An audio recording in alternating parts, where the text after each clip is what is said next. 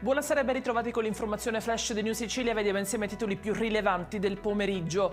In apertura le feroci polemiche da parte dell'opposizione a seguito dell'acquisto di un'auto blindata dal valore di circa 140.000 euro da parte del sindaco di Palermo Roberto Lagalla. I capigruppo hanno inviato una segnalazione alla Procura della Corte dei Conti per verificare e comprendere se si possa trattare di un danno erariale.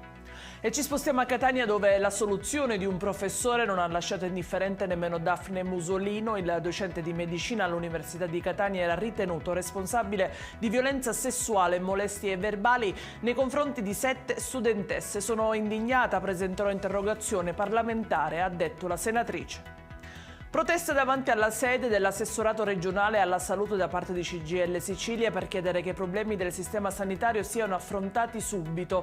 Il sindacato chiede un nuovo piano sanitario che valorizzi la medicina del territorio con la rimodulazione della rete ospedaliera. Nel mirino soprattutto la questione personale insufficiente e le liste d'attesa. La Procura di Catania ha aperto invece un'inchiesta in merito al caso della chiusura repentina di alcuni centri odontoiatrici Visodent in Sicilia. La decisione arriva in seguito alle numerosissime denunce da parte di pazienti truffati. Codice Sicilia ha avviato anche un'azione legale a difesa delle vittime. Si parla di un vero e proprio abbandono sanitario.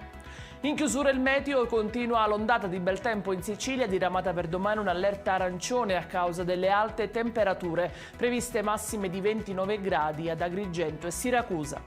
Ed è tutto per questa edizione. Io vi ricordo come sempre che i dettagli su queste notizie e molte altre li trovate sul nostro sito e sui nostri canali social. Grazie per averci seguito e buona serata.